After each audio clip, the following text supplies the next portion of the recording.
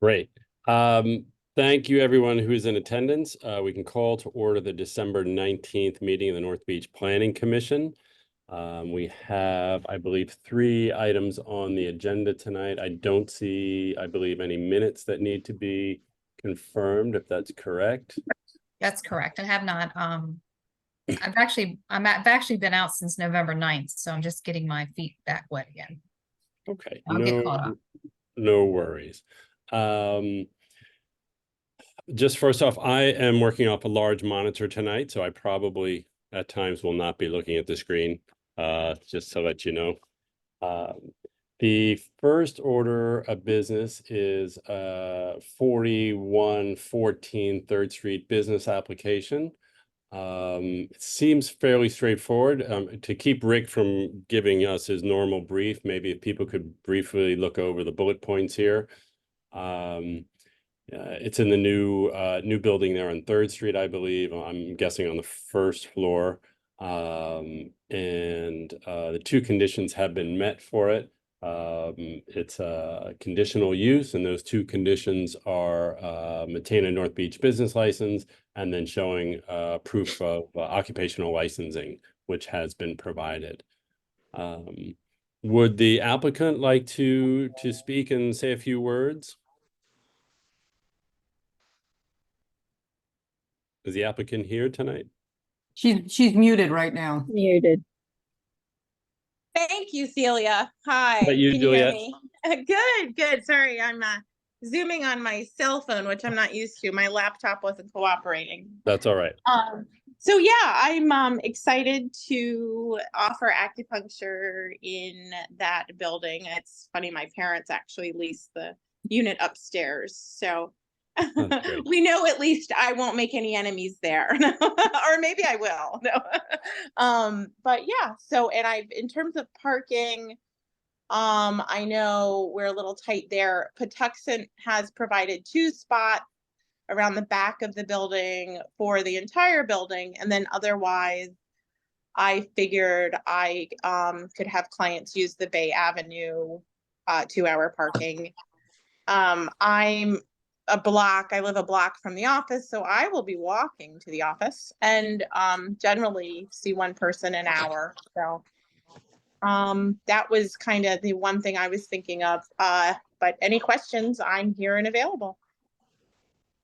Okay. And this is you'd be occupying the 1st floor, correct? Yes, the ground level. Yes. Mm-hmm. Okay. Any questions from the commission? This is 3rd Street. Okay, so Julia, this is not where you're not right next to the History Museum. This is not. I'm not. No, okay. That's my home. Yep. Okay. Mm-hmm. Yep.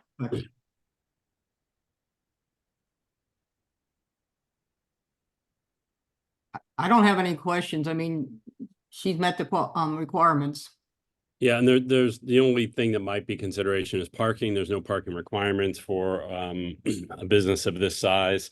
I think parking is generally fine on that street. The neighbors can be a bit I possessive. But other than that, my kids have gone to the dance academy. That's wonderful. It's so cute watching them come in and out. So It is.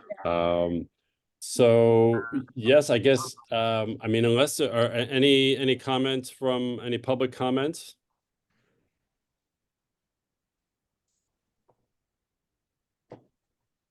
Okay. Would someone on the commission like to make a motion to approve?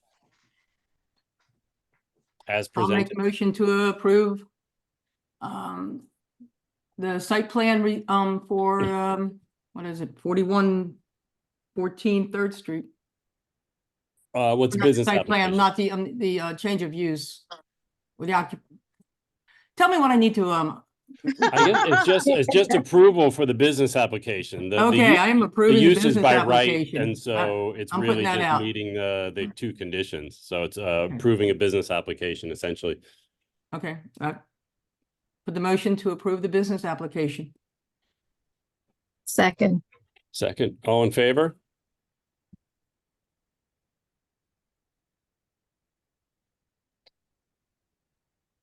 Looks like it's approved, Juliet. Thank you Thank you, for guys. You're investing your wonderful. time, energy, Thank and you. money in North Beach. It's much appreciated. My pleasure. It's a wonderful community to serve. Thank Yeah, you. it'll be a great addition to the town. Thank you.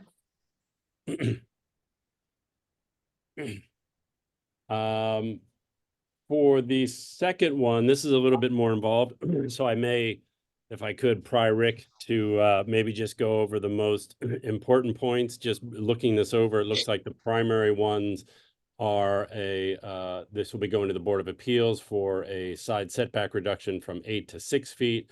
And then also combining the zoning on the two properties, basically connecting it, making it one contiguous lot that is zone W1. It looks like the property on Bay is W1, and the property on the backside, the plot on the backside is CM. Anything else, Rick, of importance on this? Yeah, no, so I put in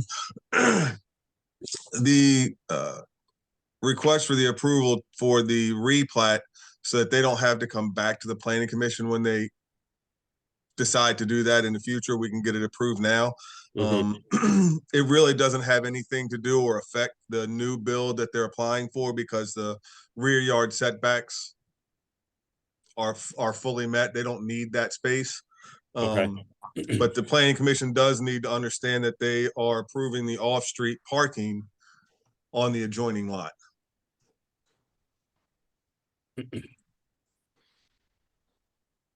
And is that, I'm a little confused, is that a proper lot or is that a right of way That is property.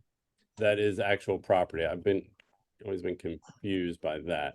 Yeah, nope, that is actual property. Okay. So, and is there any precedent in terms of combining two lots that are zoned differently? I don't believe there is. I will double check with the attorney. Yeah. I mean, because we're effectively changing the zoning on one of the lots, and I don't really know what our kind of, guidelines and guardrails are for that. Yeah, I believe, and Mr. Murphy and their architect is online. I believe their plans for the garage are to actually refinish the garage so that it's a usable garage space with office space above, home office space above. But Mr. Murphy is on and can go into more detail about that. Excuse me. Okay, maybe just to wrap up the issue of the parking. So the parking, the parking will be essentially on the Chesapeake Avenue lot, correct? Correct. Okay.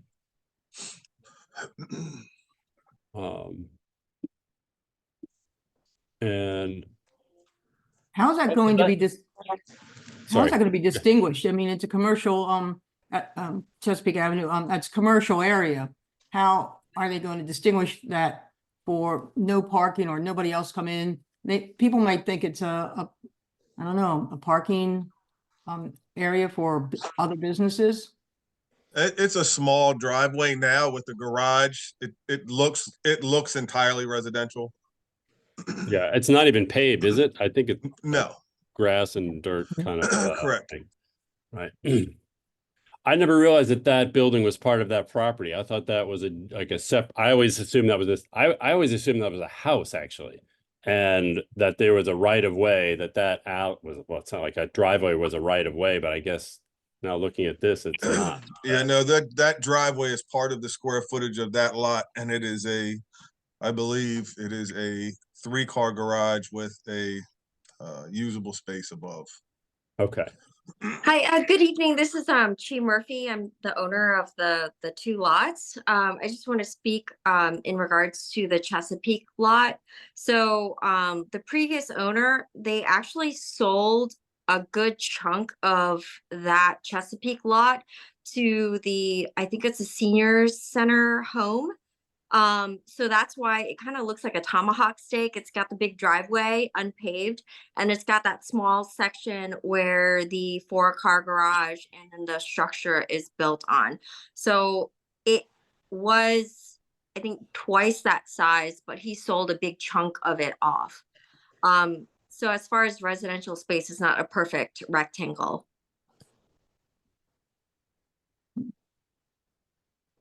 If that clarifies anything.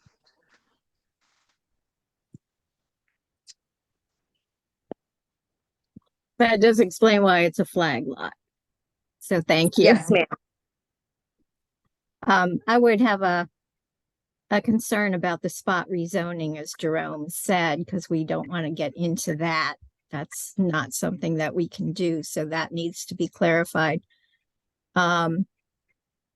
Also, are we doing any, or are we asking for any variances on this one? No, we're not. Yes, they're Well, asking well, for a setback. side setback reduction from 8 feet to 6 feet. For the main lot. For the Bay lot, not the Chesapeake lot. Yeah. And can you explain some of the reasoning and the need for those extra, for that setback? Sure, if you don't mind, I'll take that one, Chi. And thanks again for having us at the Planning Commission. For 8912 Bay Avenue, and for now, we can table the 8911 Chesapeake, 8912 Bay combination until a later date. But in terms of the setback variance that we're requesting, when you take a look at 8912 Bay, which is between 8914 and 8908, the first thing you notice is that the houses on either side are within 2 feet of the property line. So 8908 is actually 19 inches, their structure to our structure at 8912. And then on the other side, on 8914, they have steps that depart that house that touch the property line.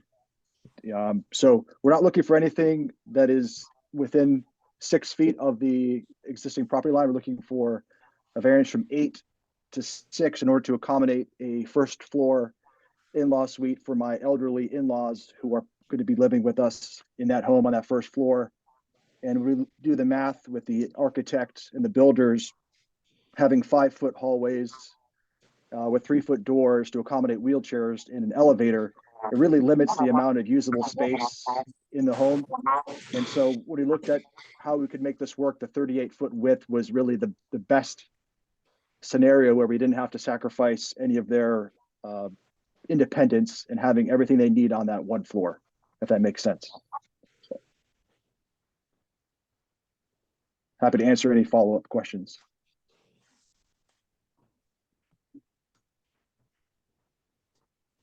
Well, that lot is a 50-foot wide lot, if I'm not mistaken. I don't think the ones on either It side is. of you are 50 feet. It is a 50-foot wide lot.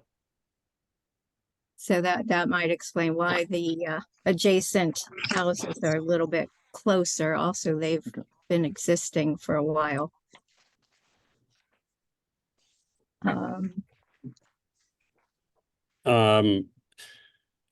Yeah, maybe just to separate these two issues while instead of going back and forth. I think there'll be some questions maybe on the setback, but just to figure out what to do with the with combining these two lots. I mean, in theory, I don't. I'm speaking for myself. I don't have any issue with doing it. We just have not, to my knowledge, done that before. So I'm not sure. We may need to check with our counsel and see what she says. Because if it's effectively rezoning, and I mean, on one level, it's just combining lots, but on the other level, it's rezoning a lot.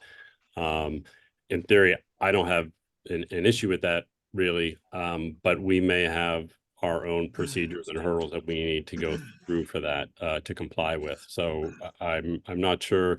Rick, any thoughts on how we can handle that for tonight? So the reason I put it on there was because you're gonna have to make a determination whether you will accept the off-street parking on that lot for the off-street parking requirement for the single-family home. The two lots are owned by the same people. They're adjoining. I personally don't have any issues with the off-street parking being there. It's convenient. It prevents having a curb cut on Bay Avenue. Yeah. And I And that's will our find, goal. Is to yeah, and I is will to find prevent out from Bay the Avenue attorney become- how the replatting will work. I don't know if we can tell them they can't replat. I am not sure at this, excuse me. I'm not sure at this point how the zoning works once the replat is done. It very well may be one piece of property that's still split. Rick, what is the purpose of the replatting? So the new single family homes are required to have 2 off-street parking places. The off-street parking for this project is on the other lot, which is where the off-street parking for the house is now. Correct. Okay, So as long as the planning commission is okay with the off-street parking being where the garage is currently, and I believe Mr. and Mr. Murphy are leaving that garage, so it's still going to be a 3-car garage with parking there. So as long as the planning commission is okay with that, I don't see any issue or need to move forward with a replat until we figure out from the attorney what the ramifications are for zoning. yeah, because like Jennifer mentioned, this would be a spot rezoning, and that's a whole nother process in itself, just to do a spot rezoning. Yeah. I And think that was only done once, and that was with Ron Russo. Wasn't it done down by Mexico?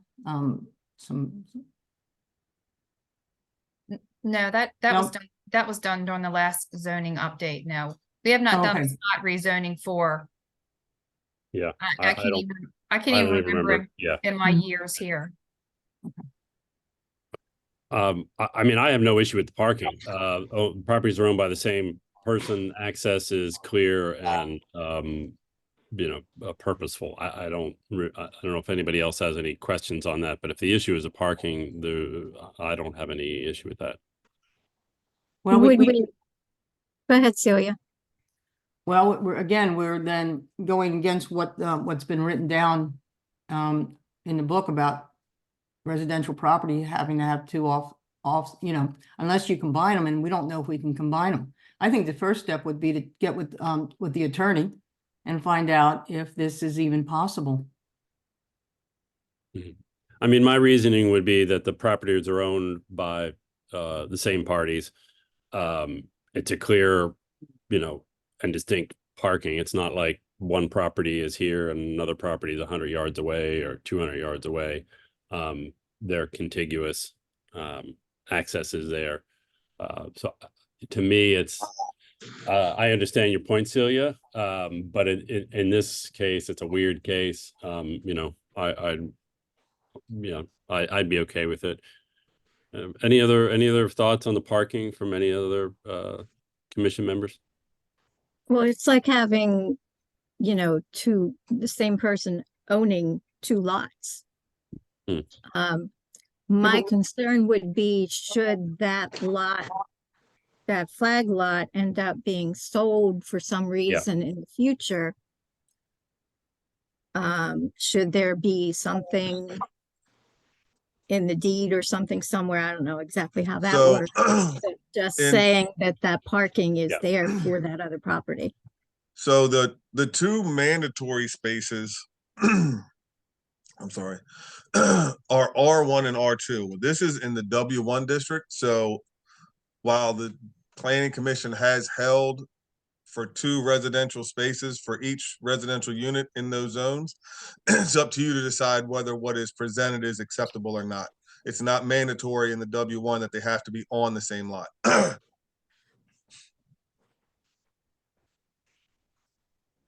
Well, if that's the case, then why do we have to combine the 2 lots? I just have an issue with losing some commercial property.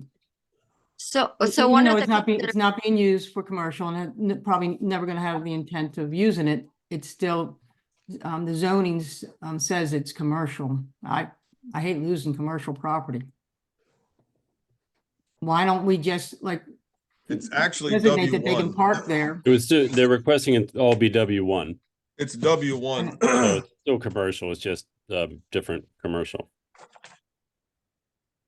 Where the flag lot is The what? flag- The flag lot is not W1. No, That- No, the request is it's that it commercial all be mix. made W1, correct?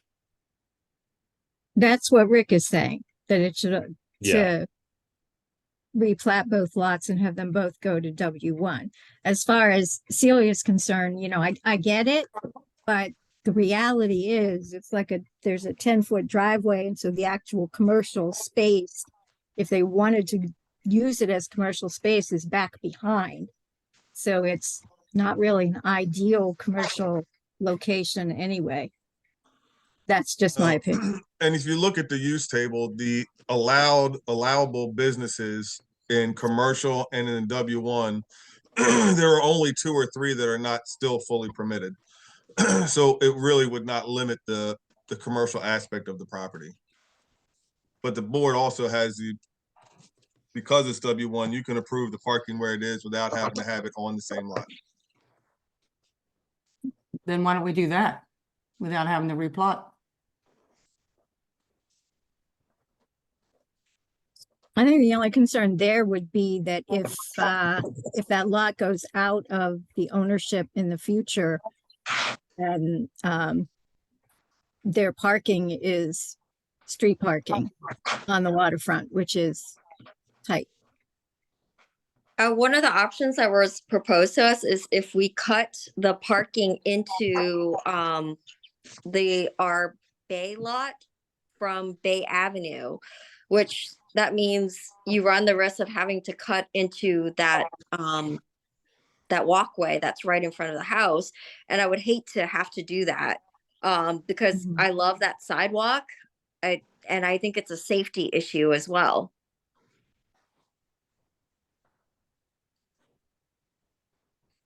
Well, it wouldn't be the only driveway in that section, but I hear what you're saying. I mean, that's certainly a concern of mine. If the properties aren't platted together, you could have that property sold off and it could be kind of it wouldn't be a retail use. It could be a kind of a small industrial use or something. It could be sold off separately and the parking would no longer be there. Yeah, to me, that's kind of the bigger issue as well. And I don't have any issue with the parking as it is. I'd prefer if it was replatted. But it sounds like that's not on our purview today to be able to do that. No, if So- it can't be, if that's not an option,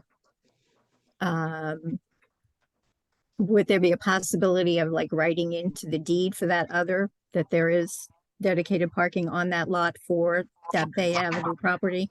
Just so that it's clear that that's there? And that's maybe Alyssa can answer that because I don't know the legalities of that. Especially when, it's the same owner. So it's a little different from that other property that we were looking at further down on Chesapeake. Where Well, the you know, parking was on a different If they lot. if they sold that other property, and they would have to be the ones to do that, that would be placing themselves out of compliance. So it wouldn't be to their benefit to sell it. Steve, Steve, sounds like Steve wants to talk there. You look unmuted, Steve. I don't see a mute next to you, so. Oh, now you're muted. Yes, it has to test his speakers. Yeah, maybe you can scribble it on a piece of paper and put it up to the camera. Put it in the chat. Joke. well, now he's positively muted, but You're definitely muted now, Steve. So, or put it in the chat. Yeah, what if you have a question? That's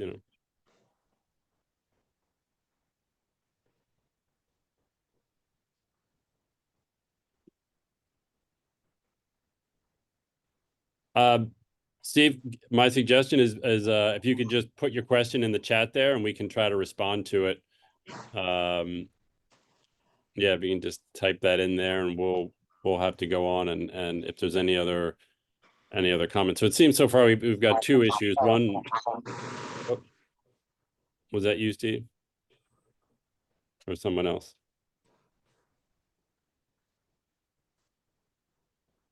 I think he's froze. Oh, no, not.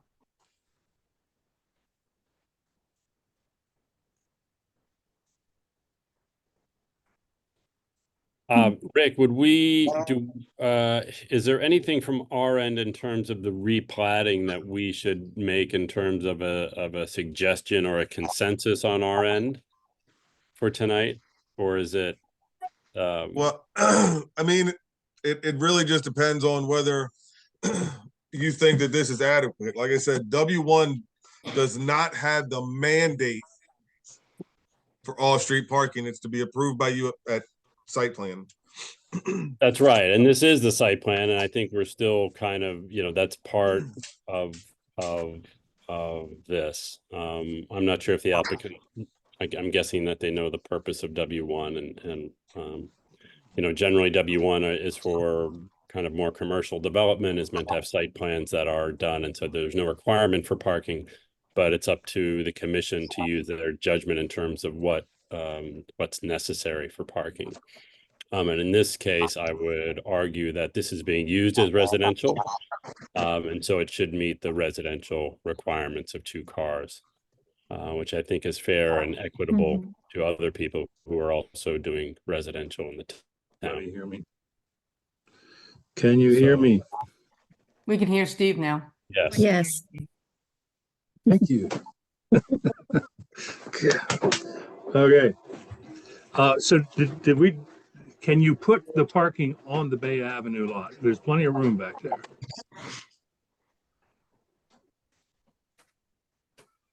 Just make the Chesapeake Avenue a drive-through lane where you have a stone construction entrance, put The- 2 parking spaces there and you're done. But they do have a garage there, Steve. I mean, that's kind of, But that's, just for the sake of being in compliance, to designate space in the yard on Bay Avenue as parking. Right, and we would have to cut into the sidewalk to be able to do that because we're sandwiched in between two other properties. no, Steve means if you access from Chesapeake Avenue and basically put a parking pad at the rear of the Bay Avenue property. And I see what you're saying, Steve. Doesn't We- even have to be a We would pad. still I have to mean, go through Chesapeake. Yeah, yes. But your parking, your designated parking for the Bay Avenue lot is on the Bay Avenue lot. As far as compliance goes. Whether you park there or not is another story, but at least yeah, I see what Steve's saying. Now, you've got yeah, plenty of room. Steve, to go- I see what you're saying here as well, and I'm not sure if that, for me, it really addresses the issue. I mean, is your intention to get this replatted into one lot? That's your intention, correct? Correct. It's one Right. lot. So if we ever So- had to sell it, it would be sold as one lot. Yeah. As I mentioned before, it was a full rectangular lot, which would have been perfect for a business. But right now, all you have is enough room for 1 car to get through on that driveway Yeah. to get into Bay Avenue from Chesapeake. No, I think most of So- us know that it's a small, barely an alley size thing. I mean, I might make a proposal that I would be fine if meeting the parking requirement if this lot was platted as one. Yeah, if the lot gets platted as one, I don't know. We'll have to consult with our attorney. I'm not sure of the process for that. But I would make me comfortable, and I'm kind of inferring from what I've heard that the rest of the commission would be comfortable with that as well. Is that Copy, that true? ideally, that's what we would want. Yes. true, rest of the commission? If this property was platted as one, being W1, I'm guessing, then the parking would be, attached essentially, and there'd be no issue of it ever getting separated or removed from the property. Right. I think that's one of 2 options, yeah. Yeah.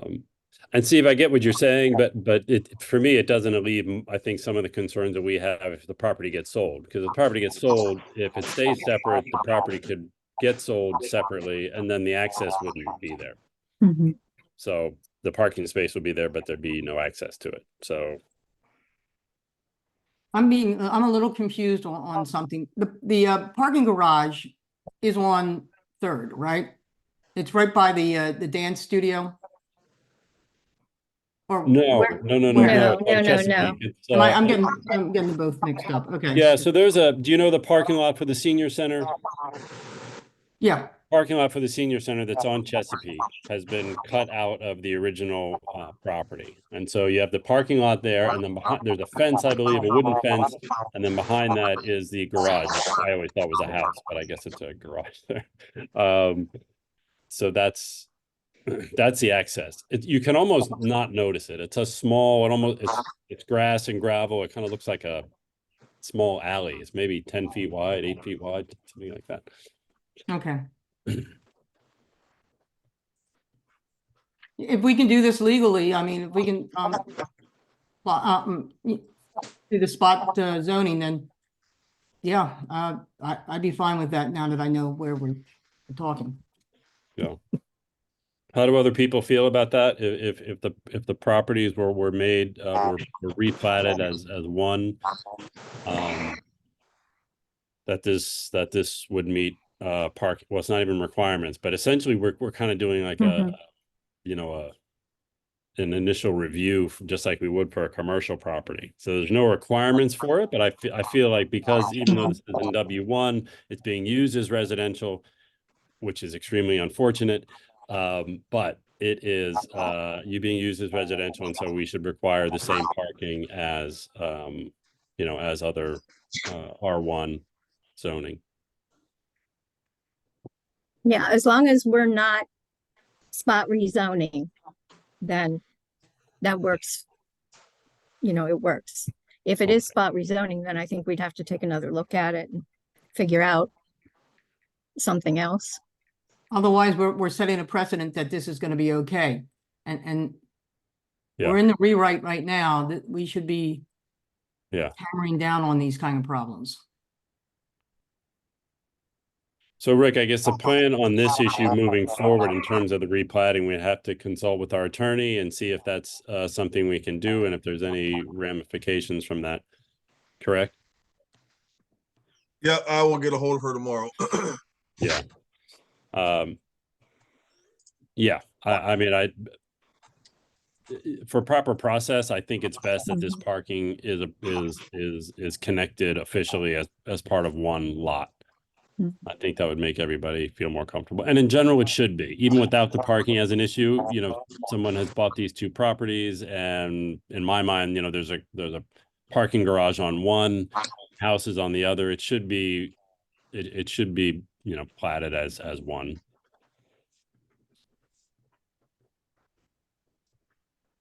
Okay, so it sounds like pending any other comments, we will. Yeah, I have other comments on the setbacks. Sure. Okay, but yeah, just to wrap up this point, we're okay Yeah. with forwarding this to the attorney, and in principle, we've agreed that if these two lots can be brought together as one, that the parking looks good. That's right. Okay, great. So we'll pass along that to the attorney, and then on the setbacks, yeah, I guess we can have a quick discussion on that. The site plan shows a set of stairs on the right side of the house. It may be a mistake because there's no, on the elevations and the floor plans, there are no doorways on the second, third, or fourth floor. So that needs to be looked at. Also on the site plan, the front balcony has a stair coming down towards Bay Avenue that's not shown on the site plan. And I'd like to know how far that extends from the front of the deck. The biggest issue, however, is we've exceeded the maximum height with a 4-story building with a height of 48 feet with a 40-foot allowable height.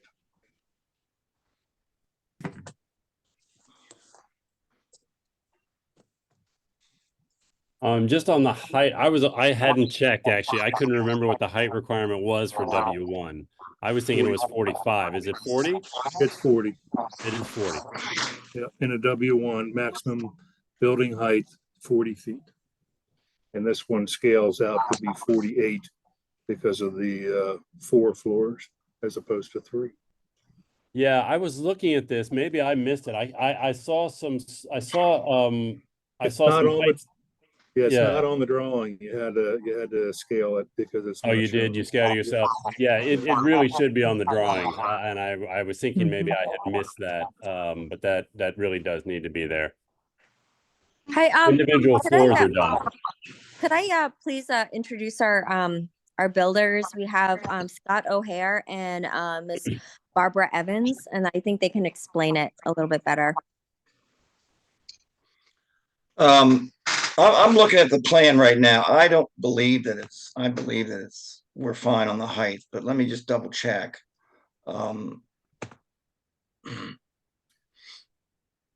It's But as not far- actually 4 levels because the 4th level is a loft built into the roof of the home. So But it's it's- not 4, consecutive levels. It's 3 with a loft. The loft is a usable space with a bedroom and a bathroom, right? Correct. Well, it's just a hobby room. Yeah.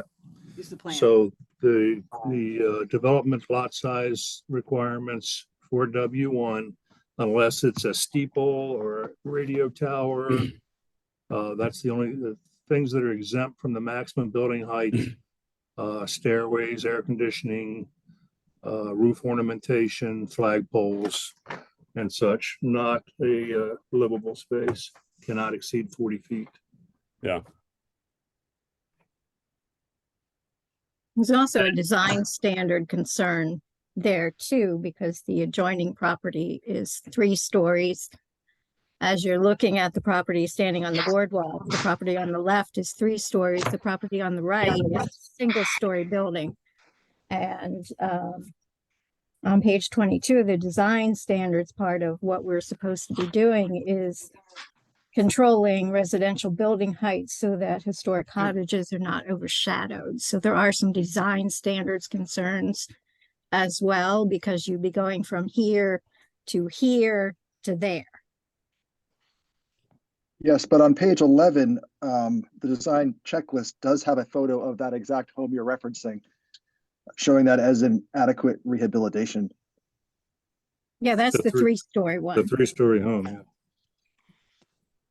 Yeah, but you want to go 4. Correct. And I think the latest site plan that Rick uploaded does not have those stairs on the side. Okay. It has them correctly in the front. So I don't know if you're seeing that version. It's tied to the water quality management plan. Site plan has them on the side. The elevations have them on the front. And do you have the Yeah, I'm water gonna quality have- management plan?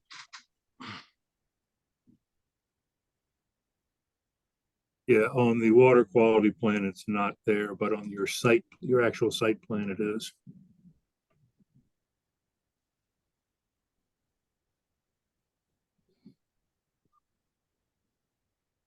So I think your water quality plan is correct, but your site plan is not. Okay, we'll get with the engineer and have that updated. Thank you. Yeah, I mean, it's a big deal though to have to lop off the floor, right? Yeah, and overall height has to be detailed on the drawings. Yeah, you can't, yeah, has to be done. You have the other specs on there, so overall height to the tip of the roof needs to be noted. I have a question also on the direct vent fireplace. That comes out at 16 foot above grade. Is that like a pellet stove or a gas stove? And is there anything having to do with the height? Maybe it's a code issue and not really planning issue. But 16 feet for it to exhaust out the side of the building towards, especially when you're going down to 6 feet now on the side setback property line. Is there any issue that we need to look at or address there? Yeah, we can vet, we can check the code on that, but we can vent that wherever. We can send it straight up if we have to. Okay, But I'm scaling the plan. So right now, to the bottom of the truss, I've got 27 feet from ground level to the bottom of the truss. So I don't believe that there's 13 feet of roof in here. So I will double verify that, but I think we're under the height restriction. But I will just double verify that and we'll get the exact numbers on the plan. The ceiling height's 8 feet. Well, if Nine. you look at the 9, 8, elevation, 8. Yeah. look at the okay. elevation, it's 988 to the bottom of the roof truss. He didn't give us a plan for the roof system, but I don't see it being 13 feet. Hmm. We'll just have to Plus verify that. 9 plus. Yeah, but that's just room. You've got 988 is just the ceiling height, and 9 you've got your plus trusses on on each of the levels.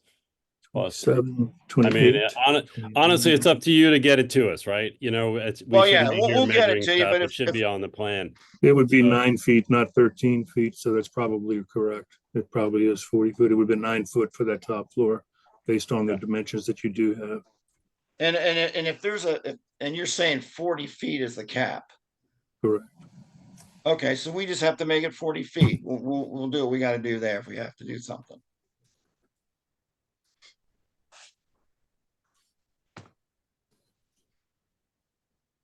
And it's just on that bump out for that venting. I'm trying to figure out how much that is. I guess I could measure it, but I don't see the It's number. 2 feet. Is it? Yeah. Okay. All right. And then there's the issue of the setbacks, which I'm not sure are those on the setback that's being requested, the variance that will be on the. Is that on the north side? I'm having a little Both sides, north and south sides, It is north and Yeah. south. 6 feet.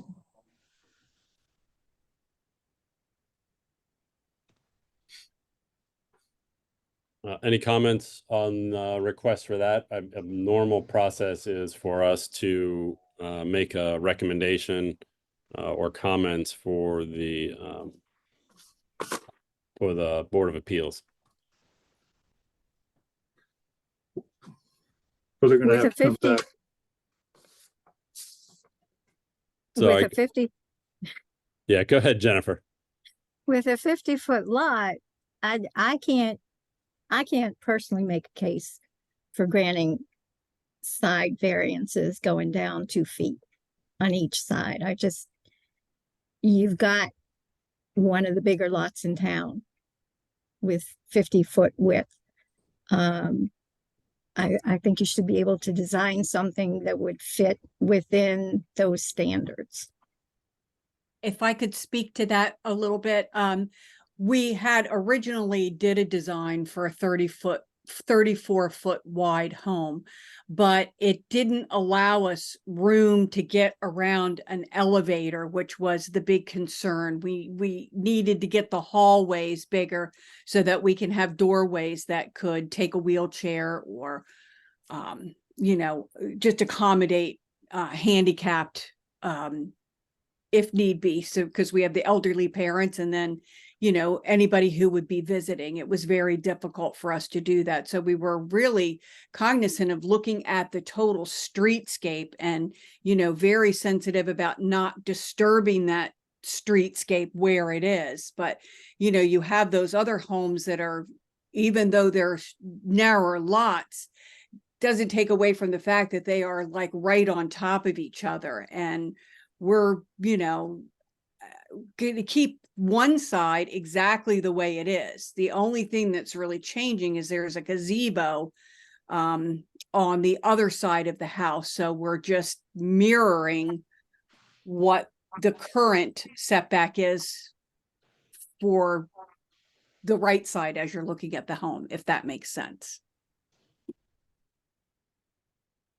Yeah, I'm looking at the lower level plan. And I think it could be tweaked a little bit, maybe change the direction of the bath opening. I mean, I see room where it could be tweaked. And from our point, it's not really our place to promote, certain designs on the interior of the house. It's really about equity and kind of fairness for a universal kind of set of applied rules for the town. And on a new build, it is a 50-foot wide lot, which is somewhat unusual in the town.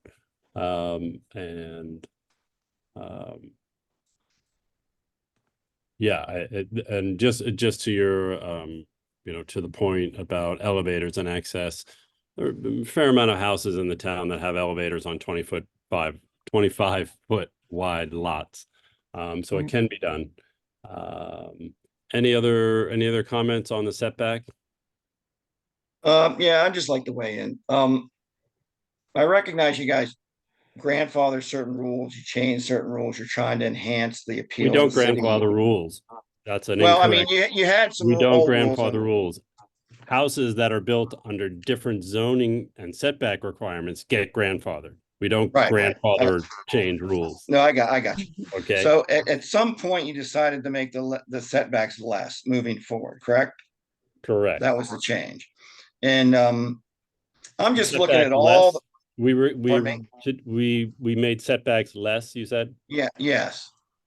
Right, that's what you did. You didn't want as much. No You more. wanted They made them more more. distance between the homes, less house. In other words, you wanted A more decade distance. ago, yes, 12 Yes. years ago. Yes, and all I'm saying is when you take all the upside issues to this couple moving into this town, you have the off-street parking. That goes away with the rear situation. So now you have more that main street must have no parking when there's an event or a summer festival going on. It's got to be hell to find parking down there. So it's good for the township. More people can Scott, park downtown. I'd like the commission to be able to chat about this, and when we want some more input from you and the applicants, we'll request it. But for now, I'd like to be able to have the commission speak to this amongst ourselves. So if you can give us a minute to do that, and then we can get some more information from And you. then one other point I just want to make. This is an important one.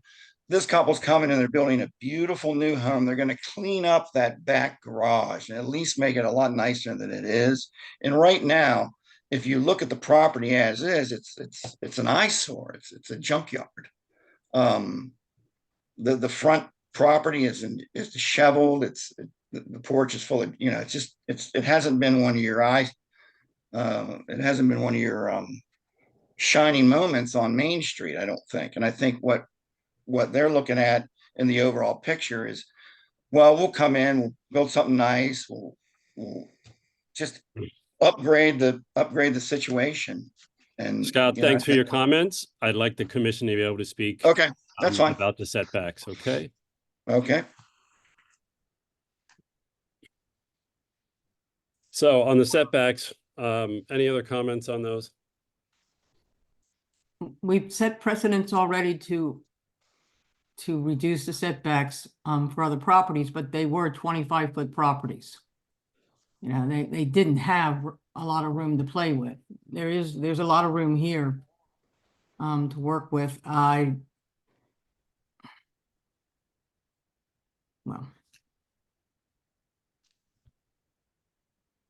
personally think that a 6-foot setback is okay with me. I'd be in favor of it.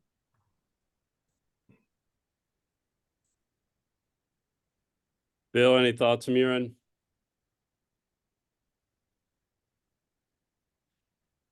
I think he's Oh, muted. I think you're muted, Bill.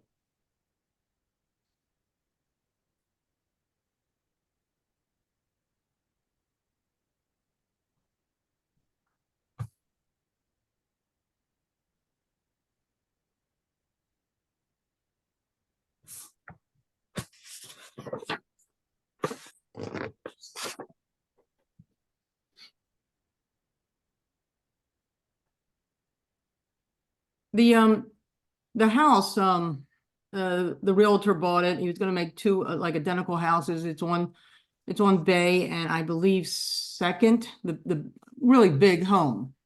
Did we adjust setbacks for that?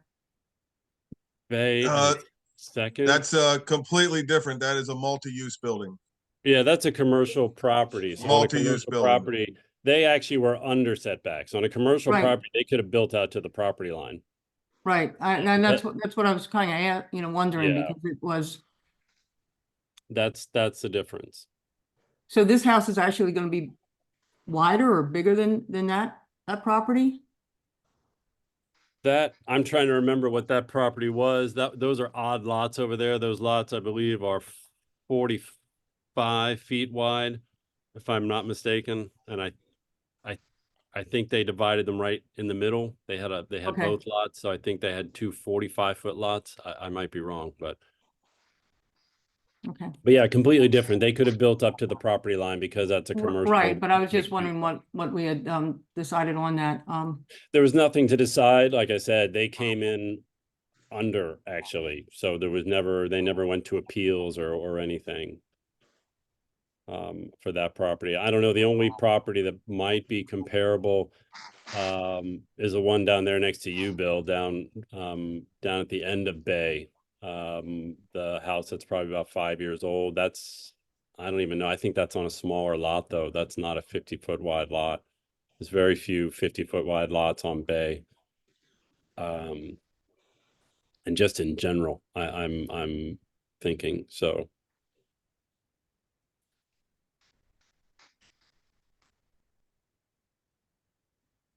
Bill, are you able to get on to provide some comments? Did you, it looks like he's called in. Did he call in originally? Maybe he did. He did. I don't see him on any longer, Jerome. Huh. Maybe Oh, he'll log back in. I'll keep an eye on the okay. participants. Okay. Well, a lot of this really is still gonna be determined by what the attorney says. But they want to accomplish the Well, one. it will for my assumption is that we will be able to figure out a way to replat these. That's my assumption. I'm assuming that there will be some way to do that. I don't know what the process is, but it seems like there should be some way to be able to do that. And I'm assuming the parking issue should, be okay. So that's my assumption moving forward. We just have not done that before, and I don't know. I think we need to get some advice on if that's legal and how we determine. For example, how do you square having two different zones, right? Well, that's really the only key, Like, do you make both CM but then he's building a residential and a C? I really don't. I'm not sure how to square that, but I think that will get resolved. And I think the parking will get resolved. So I'm not too concerned about that. So just to give a small insight as to the differences between the W1 and the CM, the W1 does not allow boat sales or boat service. It doesn't allow fortune telling or a gas station. Other than that, is the exact same as the CM zone. It's just, yeah. Permitted uses are Right? exactly the same. Then she can do fortune telling. That'd be great. I'll no.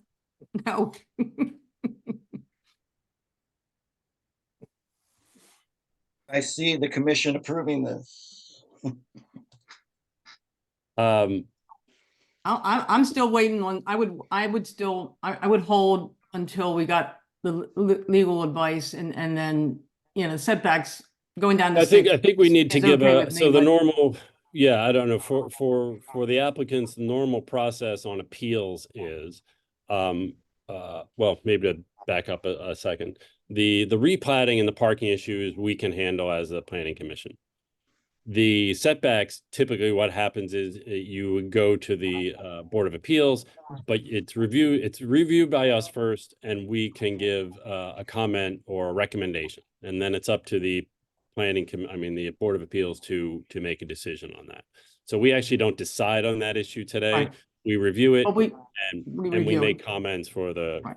Board of Appeals, which you'll have to go to in a separate process. Mhm. So from our end, it looks like the parking, we'll move forward and do some legwork on the parking and the replatting. I think that should work out. We should be able to figure out some resolution to that. The setbacks are a different matter. It seems like we have a few different views on the setbacks here. I mean, as you know, in North Beach, many, I'd say, I'm guessing here, but like 75% of the properties here are 25 feet wide. And so, yes, if there can be severe challenges when new homes are being built to build them on 25-foot lots. And so sometimes variances are given for that. On a 50-foot wide lot, you know, relative to the suburbs, it may seem like pretty restricted, but relative to North Beach, it's a lot of space. And so developers, architects, people that live here are cognizant of working in these tighter spaces. So in general, we're reticent to really, you know, move much on a 50-foot wide lot that's asking for setbacks, just because, especially on this, where you've got tons of room in the back to be able to maneuver and move and do whatever you want. You have access from the rear of the property, which makes everything so much easier. So there's a natural hesitancy, I think, amongst the commission to say, well, you know, you've got a lot of space here. You know, you can do that without making the house wider on the lot. That being said, you're not asking for a lot, right? You're asking for a few feet difference on what's there. And going back to some points that were raised earlier, you know, the relevance of other lots that are adjacent, you know, some of those homes are old, built under different zoning regulations. And so that really doesn't come into play in terms of precedent. Many of those houses are grandfathered. New build, we have certain, you know, setbacks that are required. And we try to make them as fair and equitable as possible, while still allowing for some variations for circumstances. So that's, you know, that's kind of what we're discussing and kind of struggling with today. And, you know, interior design, that's generally not a huge kind of issue. Usually it has to relate to parking or access or things like that that might make that more challenging to fit on a smaller lot. So with that, I think we still have, Bill is not here. I'd like to get some feedback from Bill because we have a few different opinions here on we do need to figure out some comments to send to the Board of Appeals in terms of whether we would recommend or whether we're just neutral on it or whether we don't have opinion. Maybe we can't reach any kind of consensus on this. Jerome, Jerome. was there Yeah. also a conclusion on the height? Is it? Well, it's going to have to be resubmitted. Okay. It needs to be, yeah, it needs to be listed on the plans what the height is, and verified. So that we're going to have to get in, but that's kind of a straightforward thing. Right. I mean, that needs to comply. So, Yeah, I think that won't be an issue. And I'll get something over to you guys tomorrow. Well, yeah, I if think you can do that, I don't, Yeah. that's, yeah, that should resolve itself, I think. Jerome, here comes Bill logging back in. Great, Bill. There he is. Very Hey, good. Jerome, if I could just make one more comment, that with us owning the lot behind it, you know, there won't be any obstructed views. If you look at the geography of this lot reference to Bay Avenue and Chesapeake. Yeah, views aren't an Yeah, issue. Okay, in terms of Not quality an of life issue. of neighbors. Absolutely Okay, all right. not an issue here. So it's more about we have setbacks in place. And in our minds, unless there's a very good reason to set that back, you know, we feel like they should be complied with. And when it's a 50-foot wide lot, you have a good amount of play in how you design the house to meet your needs. As I said, there's a number of houses on Bay Avenue on the water that are 25-foot wide lots that are 4 stories and have, you know, 4 and 5 bedrooms and an elevator. It can be done. So, Bill, are you going to be able to chat here? Oh, not sure what's going on with him. So, I think in order to do this, we're going to need to get some direct feedback from the Planning Commission members on what to send to the Board of Appeals. We need to either basically kind of come up with a thumbs up, thumbs down. We can come up with, I'm guessing we haven't done this before, but I'm guessing we could come up with something in the middle about no recommendation or not, you know, something of that sort. if there's no consensus on with the commission. Real quick question, if you do no recommendation, does that mean we just take it to the Board of Appeals and give our arguments and let them decide? We would do a written note to them. It comes to us, we do a written note. We could say something like, we couldn't reach consensus on a recommendation or not, and maybe leave it at that. That's what I'm asking the commission right now.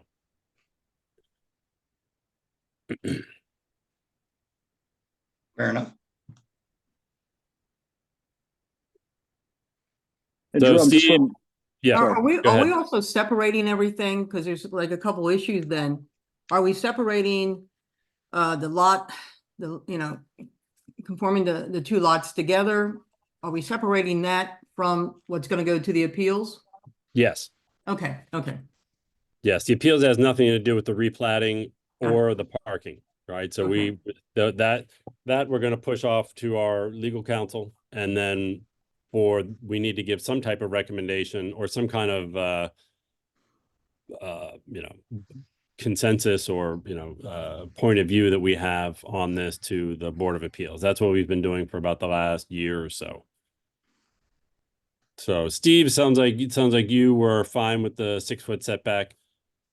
Yeah, I think, so my issues, of course, are gonna be the zoning, to include the parking. The site plan needs to be corrected to eliminate the stairs and show the front stairs. Yep. And the compliance with the 40-foot height restriction.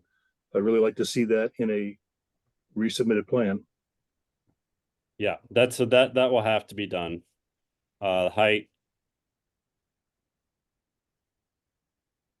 Then the stairs. Can we put the, for the appeal, board, our recommendation, can we put that off until we get the other answers? I Because- prefer not to, only because they're Okay. separate. They're not contingent upon one another. You know what I mean? So they're separate issues. So it's not gonna, I feel like it shouldn't change our opinion on the setbacks. Yeah. If that makes sense. Am I missing something, or is there?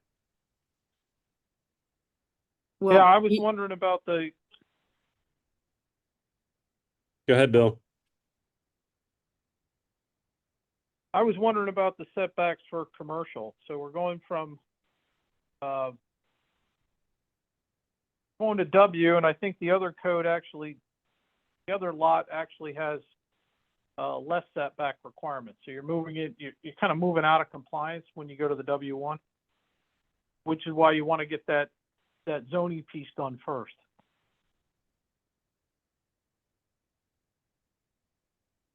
I'm not following you. Can you restate that? The Okay, setbacks are so- the setbacks are the same for both W1 and CM as far as residential goes. They are?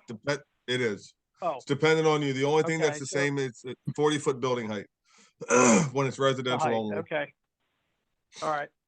Well, I mean, I'm gonna I mean, weigh in. maybe just a kind of a dumb base question for me, because I don't think we've had it done before. Can you build residential exclusively in W1? You can. You can.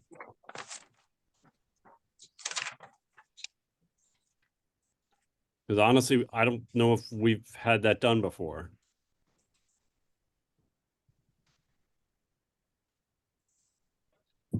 Yep, fully permitted.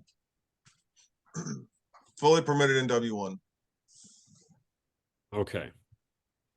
That doesn't make sense. Fair but, enough. If it's the same, then yeah, it sounds like there's no issue then. And just out of curiosity, Rick, is that true for CM as well? Now, we just had the issue with the CM. Oh, that's right. For the apartment, Yeah, which the attorney said let you guys two separate options. You could either apply that's it. right. Yeah. Yeah. Okay. Okay, so So then I'm probably in the same vein with Steve.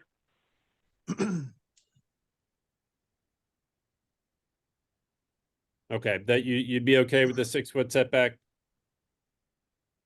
as long as we get the building height, squared away here. Yeah. Okay. And Celia, what's your thought? I'd be fine with that as well, you know. All other conditions have to be met though, as well. Okay. And Jennifer?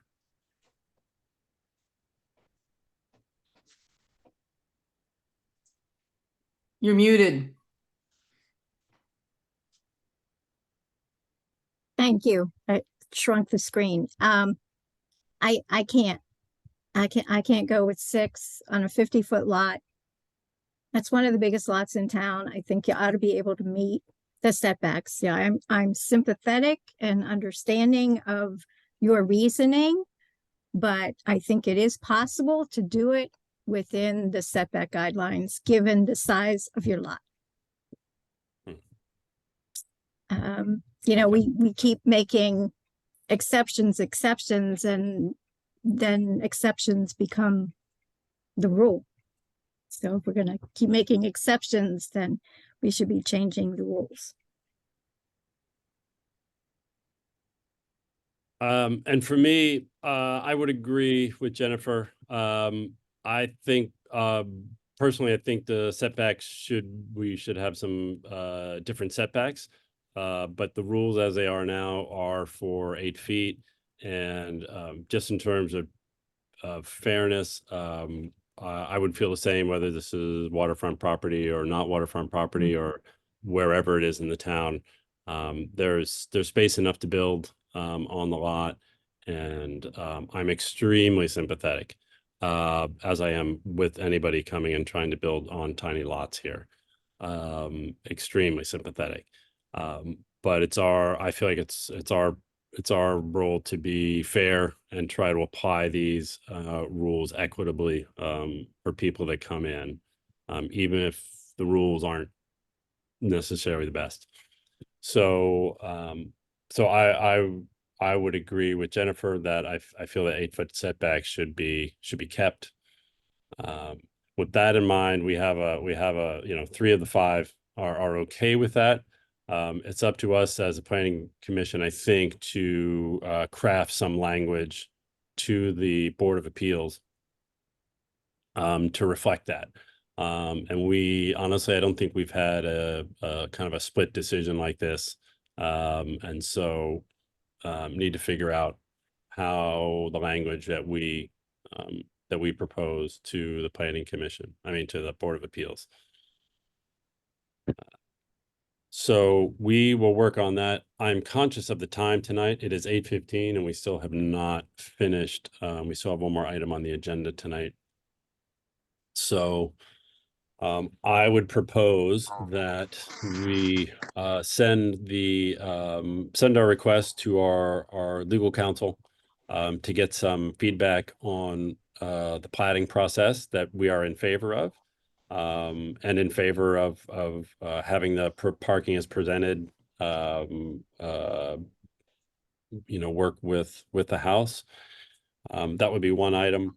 I guess the request from the applicant side is to, and we'll have to do a proposal at the end to do this, but it sounds like from the applicant side, we need a new site plan where the height is taken in, is noted on the design. The stairs are moved around so they match up with the elevation drawings. And was there one other item, Steve? No, that was it. That was it, those 2 items on the drawings. Site plan and building elevation floor plan for height. Yeah, okay. And the venting. Oh, well, that was a code issue, right? Yeah, that's yeah. Yeah, those bump outs are generally allowed for venting, so that shouldn't be an issue. I don't know if there's a restriction on that, like code wise. What are they doing environmentally for like runoff and such? It's a big house. Are they doing rain barrels? I'm trying to look now. There are rain barrels on the. There's a full water quality management plan. Okay, so the rain barrels then are also going to be in that 6-foot setback as opposed to, so that's making some of that area even smaller where the rain barrels are. I guess Right? it depends how they're placed against the house. I didn't really take note of how they were planning to be done. I mean, they could be put in the front of the house, versus the They're on the side. sides. Yeah. Yeah. So, oh, they are on the side. Yeah. Okay, that's true. So that Takes up more space. um That We could can- be, we that can could, that move- can be an easy adjustment. That could be an easy Yeah, yeah, that's adjustment. not if you that's not you a know. big. Yeah, we'll move those around if we need to. Okay. And then on our, I think for planning commission, in light, my recommendation would maybe to have an email follow-up on how to write something. I don't think we've been in really in disagreement prior in terms of making recommendations. So I'm not really sure how to handle that. If we should just write a thumbs up or a thumbs down or a more nuanced letter. I think you could just simply write that, the commission did not come to a unanimous consensus and that the vote was 3-2 in favor, and I will schedule it for the Board of Appeals. Between now and the Board of Appeals, I will get with Wilkerson and the engineers and make sure that the site plan and the added measurements for height and the other things that are needed are done. And then by the time they're done with Board of Appeals and they come back to you, those things will be settled. That way we don't have to wait. That way I can go ahead and schedule it. And I think your letter can just be that simple. The PC could not come to a unanimous decision. It was, the vote was 3-2 in favor. And then let the Board of Appeals do what they do after that. I'm fine with that. Jerome, let me put something together to that effect tomorrow and I'll send it over to you for review. Great. Sounds good. Okay. That way I can go ahead and I can put this on the top of the list for the very next Board of Appeals meeting. And between now and then, Okay. I'll get the other items that were addressed, corrected when it comes back for final approval. Sounds good. So we don't need a motion for that. That's just more of a procedural thing for our recommendations. But we do need a motion for the first two, which would be referring the replatting to our legal counsel. And then also requesting that the applicant make adjustments to the site plan to reflect the height and stairs. Is that correct? Does that all sound? I got Yes. it. Good. Okay, but we do need somebody to make a motion to that effect to make it official for those two items.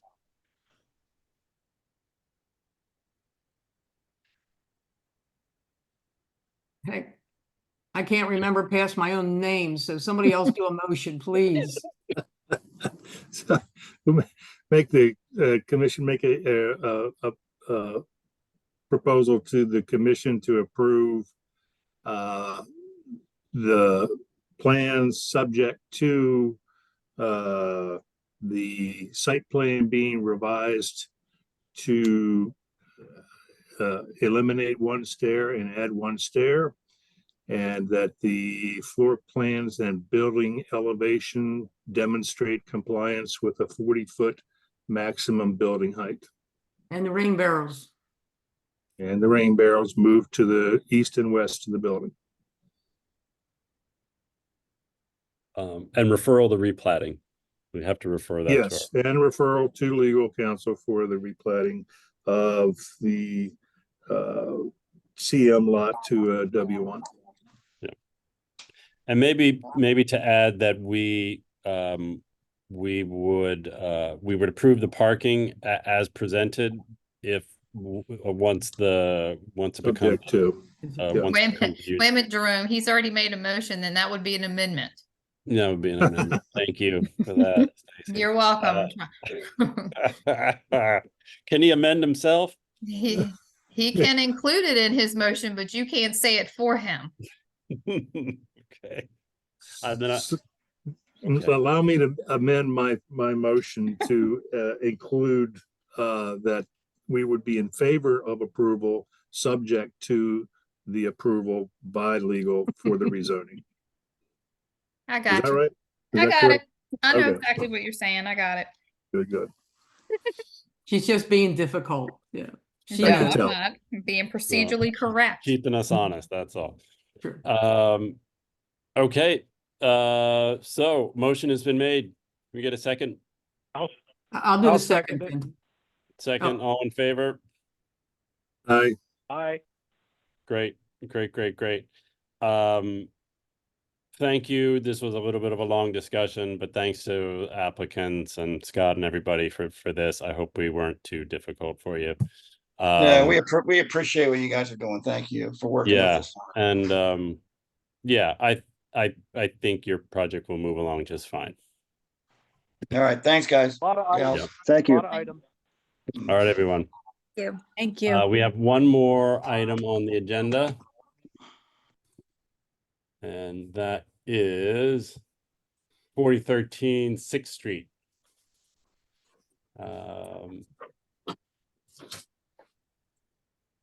That is application for a new single-family structure. Similar, reducing setback from 8 feet to 2 feet. Lots of excuse the me, R1 zone. that's Sorry. a setback from 2 feet to 1 feet on that northwest corner. It For should this say property. one, it should say 1 foot. From 8, okay, I'm just reading Rick's notes here. It He's says, reading Yeah, Rick's yeah, report. Looking Okay. at the plan, the site plan. okay, yeah, so this is typical 25 by 105 foot lot. And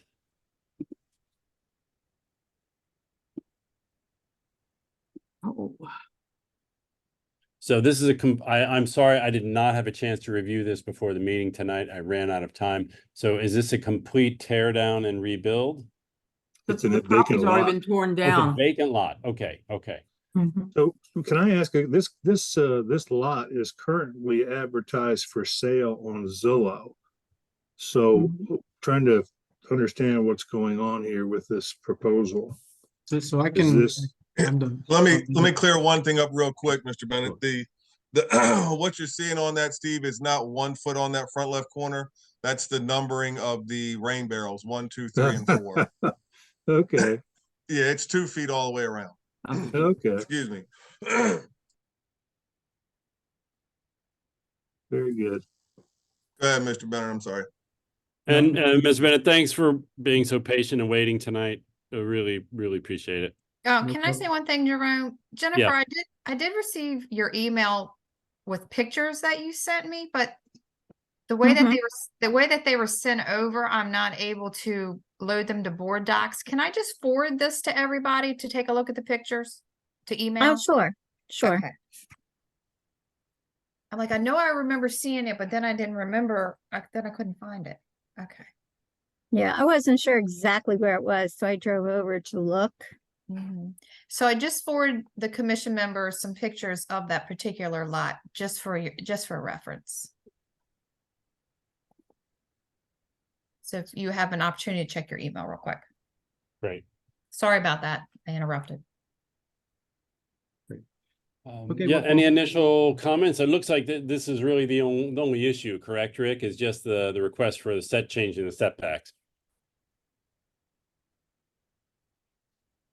And so we're not even voting, we're essentially just doing the same, another recommendation for the Board of Appeals. I have some concerns. The house on the east side, if you're looking at the plat piece, it would be lot number 20, is almost right on the property line. So if we would go to a 2-foot setback there on that side, that would not leave room for emergency services to get back if they needed to, or to get access to that side of the building if they needed to gain entrance. And that also brings me to another concern that I have, which is design standards. That entire block is all single family, single story pretty much original beach cottages.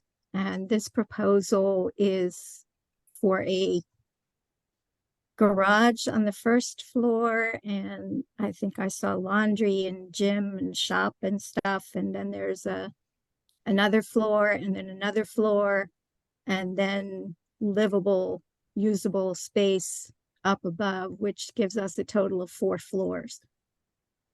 So this is like really out of scale with every other house on that side of the block.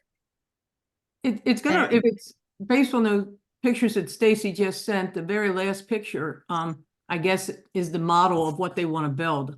So. Now, that last picture is a reference to a similar house that was built in town. Right. And we heard an awful lot of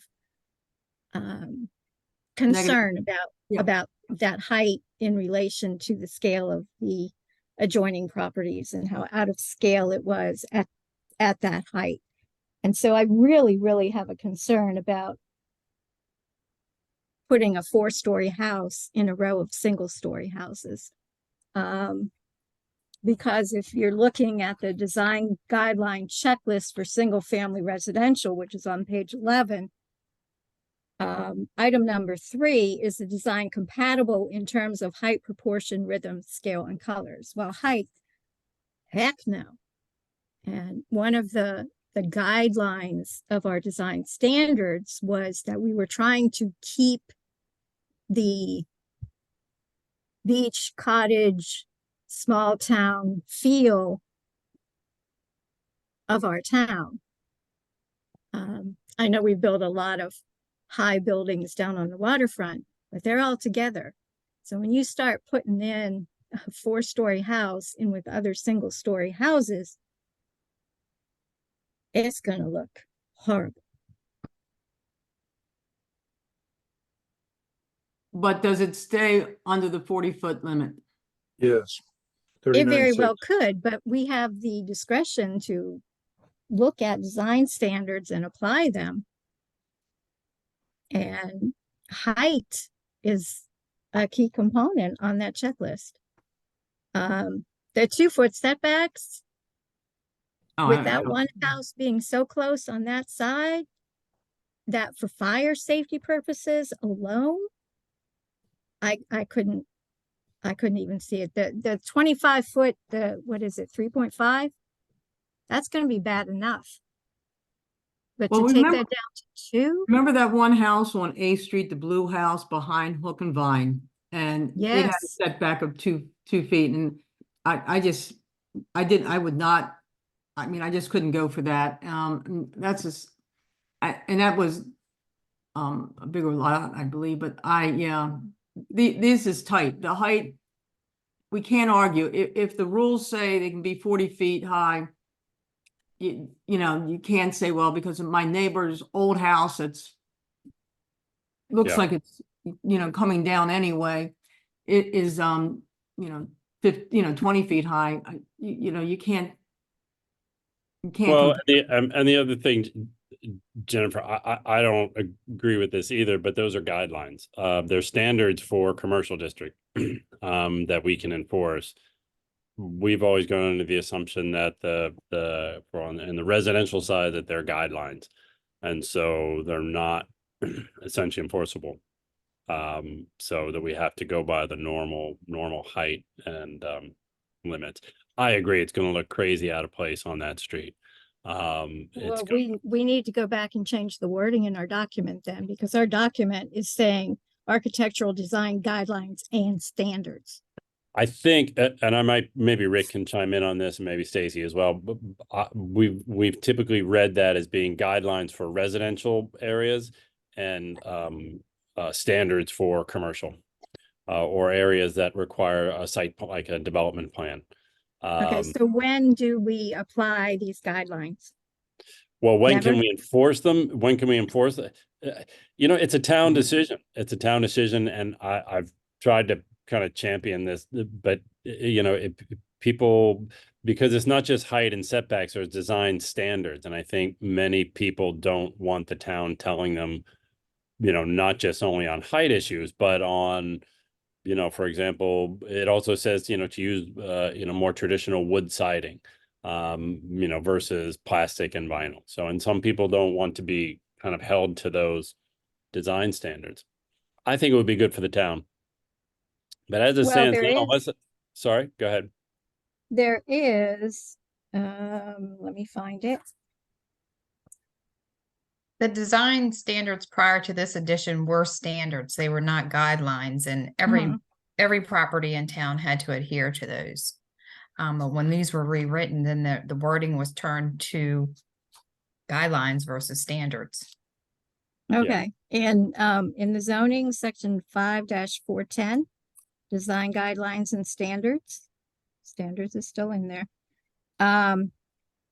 Section A, for all single-family detached residential construction in R1 and R2 zoning, the requirements or guidelines at the discretion of the planning commission when approving a project. When do we utilize the discretion? Good question. I mean, I don't want to hear people coming and complaining because, oh my God, you approved that monstrosity. How could you? Yeah. I mean, I would agree. I mean, my preference is to have some sense of reasonableness with the surroundings, and you know, when you're on the waterfront and there's larger buildings and it fits in, this is, you know, this is going to be a big house on that block. On that teeny tiny lot. Yeah. It's totally out of scale. Daniel, would you like to make a comment? Yeah, yes, thank you. Thank you very much. So to a couple of your points, I mean, so I heard about the waterfront. At one time, I mean, I used to live in North Beach back in the 90s. A lot of those big tall houses weren't there. They were all one level. So I think your reasoning, it made sense for them. Why not me? The side access. So I just want to remind the committee here of what was there before. So I bought the lot, and it was the worst house in North Beach. My neighbors told me the horror stories about the hoarder and the smell from the dogs and the cats that they had and the trash. As soon as I bought it, the first thing I did is tear it down. I did the town the biggest favor to do that. And my neighbors to either side of me were very thankful, and we have great relationship with them. I have written in writing from them that they don't mind the 2-foot variance. The original house was there to begin with, and actually it was crooked, like a lot of those houses. So I'm not asking for anything that wasn't there before. I could have left that ugly, I heard the word monstrosity. The bigger monstrosity was that blue house that was a death trap and a health hazard, and I got rid of it. So that's where I'm at. That's where I'm coming from. We're looking to get this variance, and we're looking to see what our options are from there. Just on the setbacks, here we go. Sorry, I'm trying to figure out what the setbacks are on the adjoining houses. It looks like there's a double lot on one side, which is that correct? And so there's a fair amount of setback on that house, and then there's kind of a crooked house on the left side, which, yeah. So it's sometimes in trying to figure out the acceptability of setbacks, we look at the properties next door to figure out how much overall space there is between the houses. So can you give us some sense of that? So it's narrow. The adjacent house is at time, they actually had an awning that was probably on my property that I helped tear down for them. Okay. I took my chainsaw, my hacksaw, and I took it down for Jen, and she was very thankful of that. That's But on the- one side. That's on, I can see that on one side. Exactly. and That's it's like a that's the only foot or two. side that my Cecilia and Tony on the other side, they have, it's a wider lot. I think they have a 35-foot lot or double or something. And the alleyway is used every day by neighbors. There's actually somebody's got a garage back there and they drive back there all the time. I think that there's an Airbnb above it or something. Okay. So there will be room for emergency responders to get to anything that's needed. Are you proposing comments this from- as a, yeah, I was- are you proposing this as a spec house to flip? Is that why it's for sale? So my wife and I, we put it up for sale because we may decide to do something different. And I already went so far down this process, I wanted to finish it. And so having the setbacks would help me sell it if I decide to sell it or continue to build. Either So you one. have- A 19-foot, if I have to shrink the house down to 19 foot, we may not build it. We may decide just definitely not build. So I'm doing All right. multiple things at once, so that's why you see. it. Your site plan says that it's a proposed 2-story house, so that's an error. It's a proposed 4-story house, right? So if you could correct that.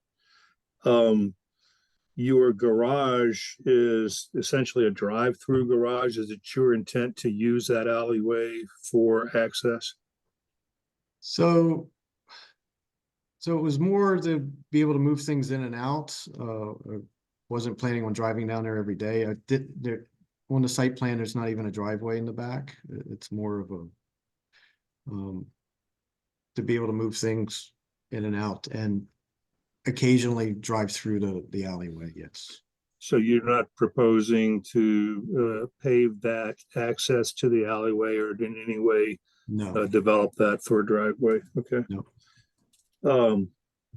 I have this issue with other properties that have very limited side setbacks. You're proposing a metal roof with an 812 pitch with 12-inch eaves. So essentially, you've got potentially ice and water sheeting off of a 812 pitch metal roof 40 feet in the air, which would actually end up on your neighbor's property. It not only is that not a good plan, but it's also dangerous for ice to sheet off of a 40-foot high roof onto somebody else's property. So I do have concerns with that. Doesn't the metal roof has the ice catches though, right? That typically. It's not shown. I mean, on your roof plan, you don't even show gutters, but I believe on another plan, maybe it does show gutters. But if you're putting up ice dams, that's generally what we propose to eliminate that ice And problem. that was always my intention to have that. Okay. Every metal roof I've ever seen has those. So. Let's just make sure it's on the roof plan. And then this is probably a code question as well, but you show floor drains in the garage. Do you know where are they piped to storm sewer or to daylight? I am not not qualified to answer that one. Okay. I think that's probably a code issue. It needs to go to Yes. sewer, Okay. not to storm and not to daylight, because the potentiality for grease and so forth. Mhm.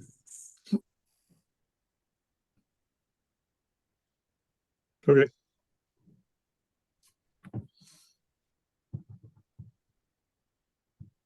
Any other So, comments? I had a question on, yeah, I had a question on, so when you go to Board of Appeals, it's a request for a variance, and if I'm not mistaken, those are only good for 1 year? I don't know, actually. Then you have to reapply? I don't know. That might be a Correct. question for Rick or 12 Steve. months. That 12 12 months? months. Okay. Okay, so I wanted to clarify that because the applicant mentioned how, hey, wanted to get this thing and then it would carry, it might not carry, right? Depending on if, you have a design and a variation approved, then you'd have to come back. If it doesn't get built that count, that, in that 365, then whoever grabs it would have to come in again for that issue, for those issues, whatever is on the table. And a lot this size, the presumption is you're gonna have to come to Board of Appeals against variances because an 8-foot setback on the sides on a 25-foot wide lot gives you, if you were conforming, would be a 9-foot wide building. So obviously, you know, it has to come in for appeals. Yeah, definitely.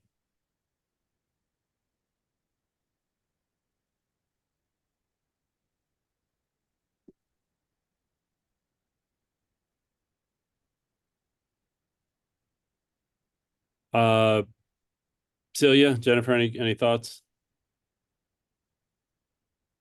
We've done setbacks again for, we set a precedent for other folks on these size lots, but I also am looking at a shower in I guess in the back of the house that is sitting practically on the line. Yeah, is that a porch? It's an enclosed porch proposed on the back lot. Green. Sorry? Which level are you talking? Well, Celia had mentioned about a shower on the rear, and also I was The questioning- foundation plan, ground floor plan, if you, it's, it says shower, it looks like it's in the backyard. It's just it was to wash your grandkids' feet when they come from the beach. That's all that is. It's just showering to a pad or something, no drain. Showering going straight to the yard. I mean, it's nothing more than a glorified garden hose. Yeah. And then the proposed enclosed porch. So on the bedroom level, which would be if you're starting garage level, then bedroom level is next. It was a screened-in porch. Okay. So that looks like it goes all the way to the property line on the alley. Is that correct? No, it's 15-foot. Oh, I'm sorry. There's an arrow there. I'm sorry. I didn't see Yes. an arrow. I didn't see that. It looked to me. It looked like that proposed Yes. enclosed porch went all the way to the alley. I saw. I had that same mistake. I was looking at it myself. Yeah, On the yeah. front, It Okay. also has an arrow on the proposed porch. Yeah. On the front Okay. I end. see that now. Sorry.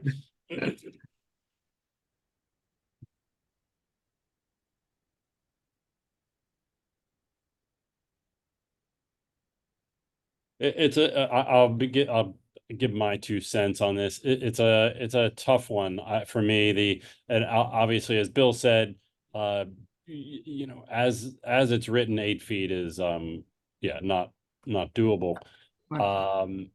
I really don't have any concerns about 2 feet on the right side of the house. There's already a fairly good setback. It's not noted on here, but ballparking, it looks 6 to 8 feet, maybe something like that. I do have a slight concern on the other side, but that other house coming is almost to the property line. That's a quite close there.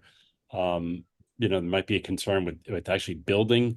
You know, you're getting the footer on that. I mean, you're going up that's a lot of house you're having to hold up, and getting a footer on there and doing the groundwork without disturbing that house next door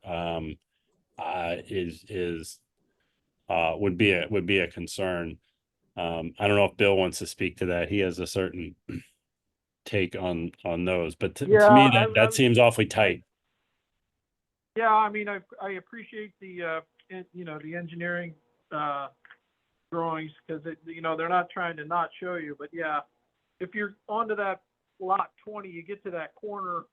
I mean, even if he's only got a 6-foot, or rather a 6-inch jut out on the bottom of his footer, oh boy, that probably you may be doing foundation to foundation there. We can't recommend that.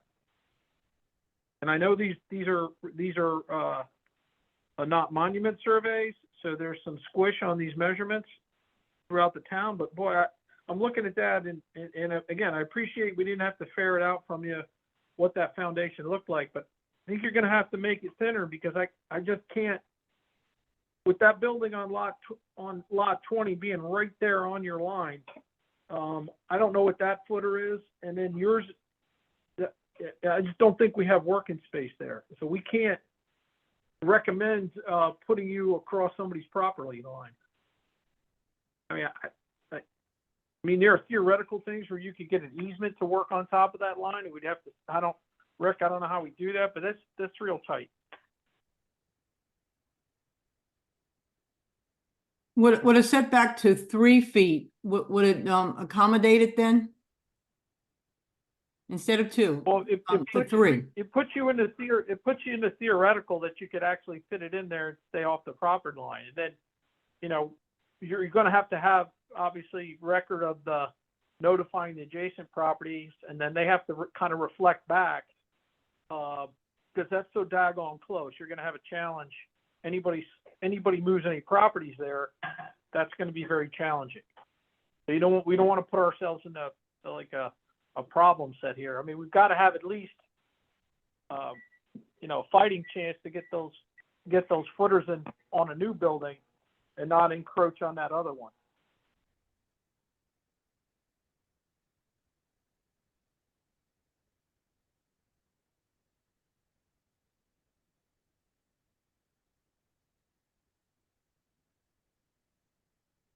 Yeah, I keep going back to Atlantic Avenue, where they wanted setbacks of 2 feet and, you know, just couldn't do it. And that was Atlantic Avenue. Here, I agree with you, Bill. I think it's a little bit too close to lot 20.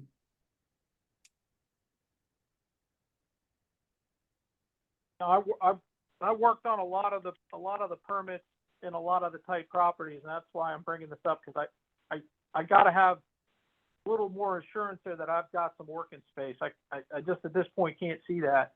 And again, unless somebody's agreeing to an easement or some kind of sliver to work in there, I don't know how we get that, how this gets done. I got to have a couple feet of standoff from the other foundation in order to say, oh, okay, we can get this in here, right?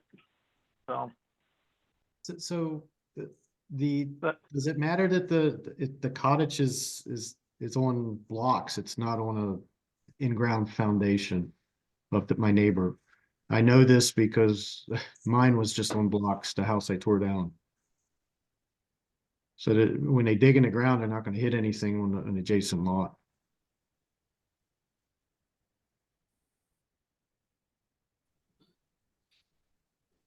Would there be a possibility, though, of those blocks that the house is sitting on becoming dislodged because of ground vibration?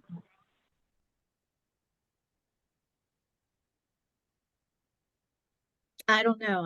I'm just wondering. I mean, because yeah, I don't know. Bill knows better. Sometimes those piers Yeah. are just put right in the dirt, and sometimes they have a foundation under them. Like a larger footer that goes under the piers. If it's I think most of the houses in North Beach don't. I think most of them are set without a proper footer. my house has footers. Do you? Mine didn't. I was cinder blocks put on the ground. Bill, are you there? Can you hear me? Yep.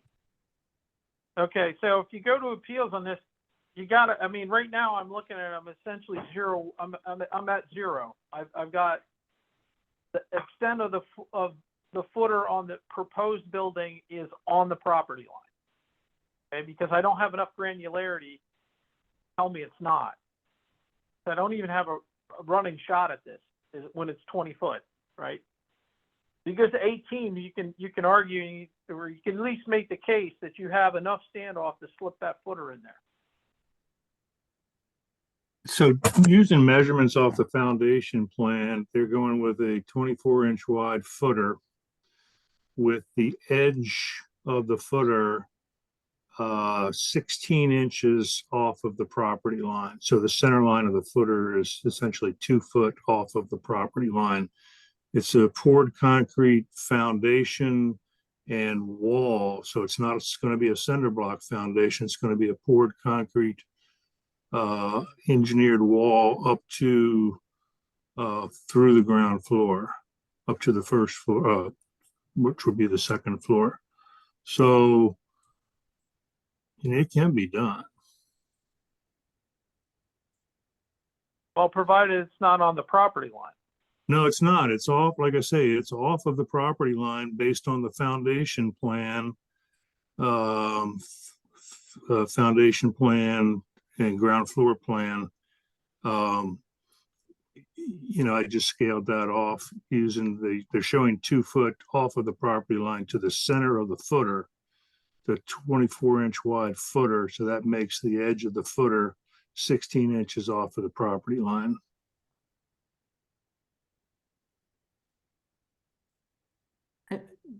That math doesn't, I don't get that math that you're using. Okay. But then I don't do what you do. You do this for a living.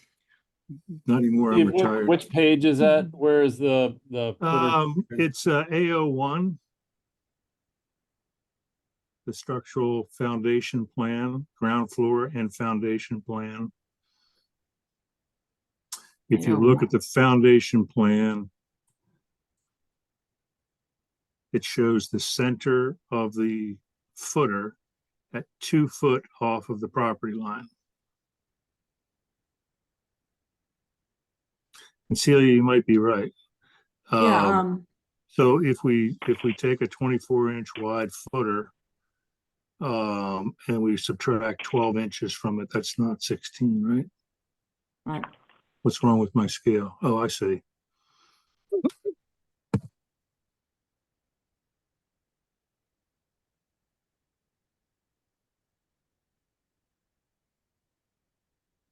It's still not on the other adjoining property. The footer would not be on the adjoining property based on using Bluebeam here.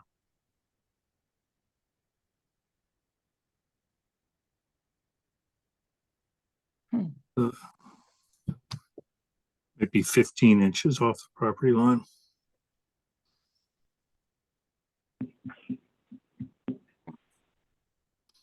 So the footer's 24 inches.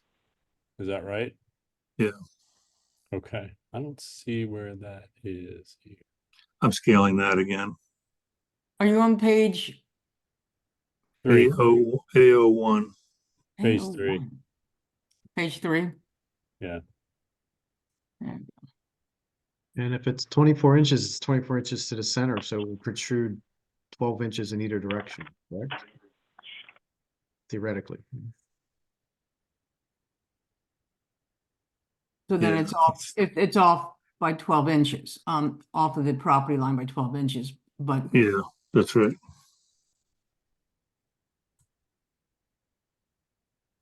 it's still, it doesn't give a lot of leeway.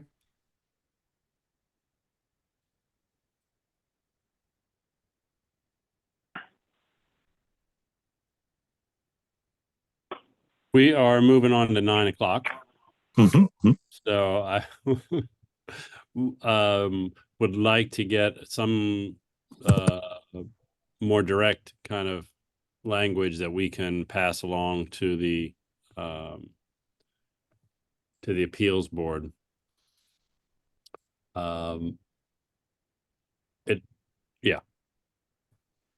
So can we kind of consolidate our thoughts and pull them together so we can get a statement to them?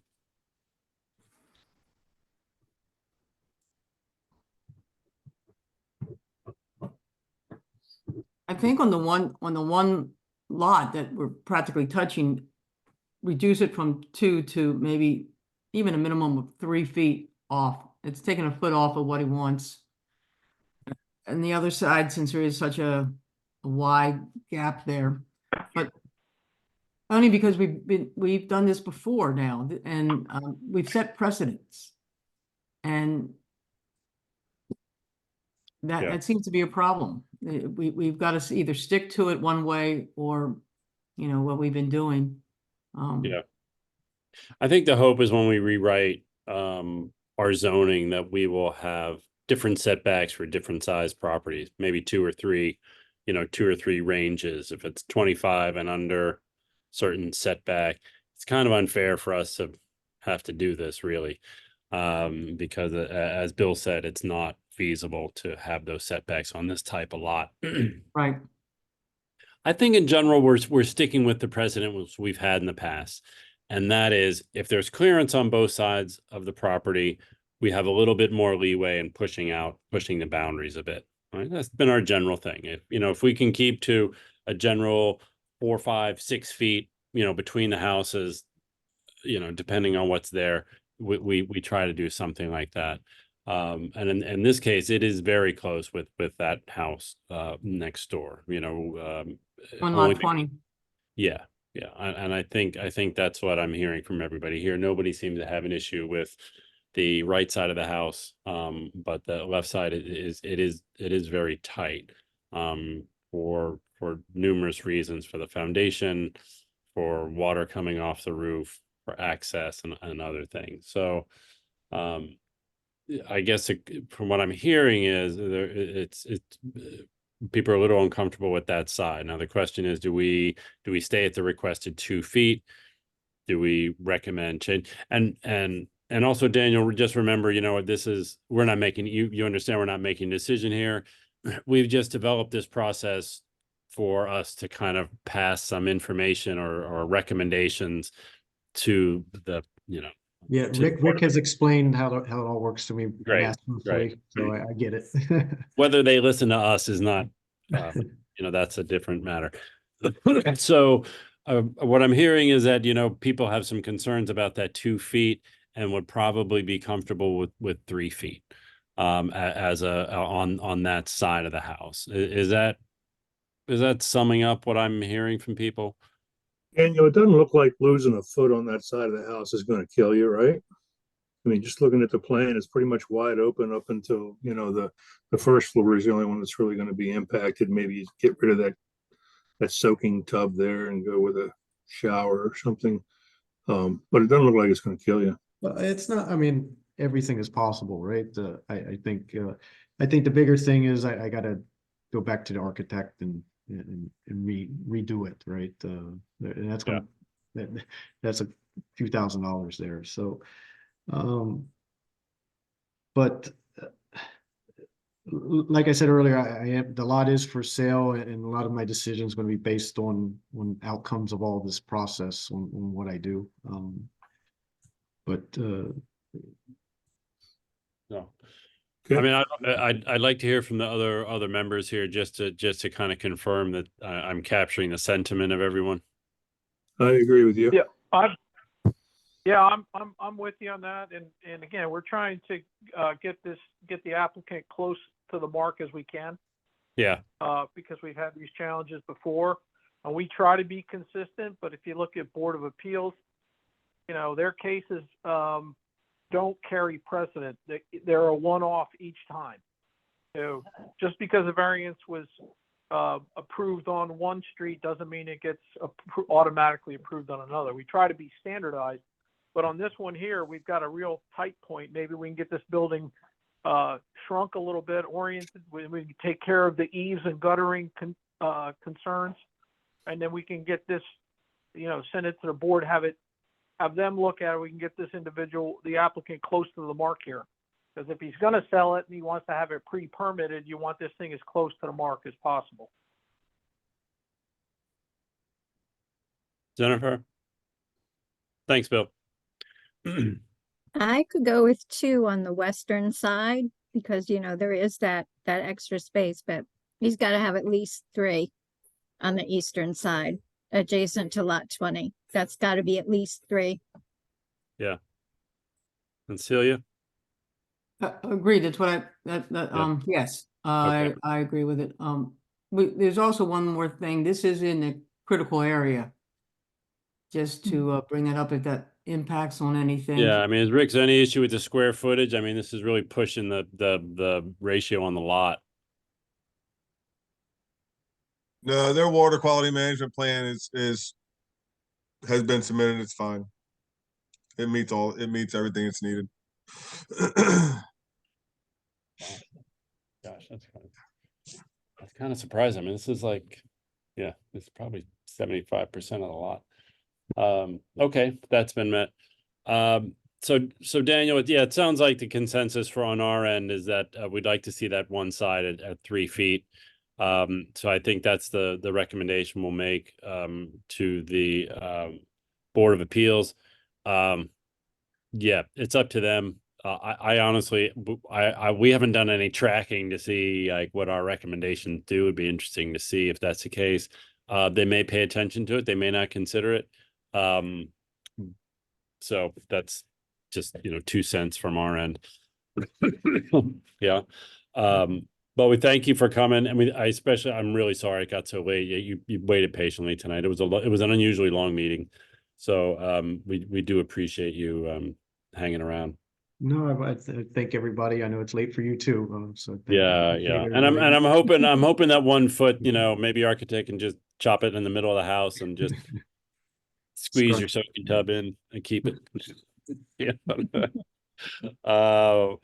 Yeah, and I hope you build it. I hope that 1 foot's not a deal killer for you. Yeah, great.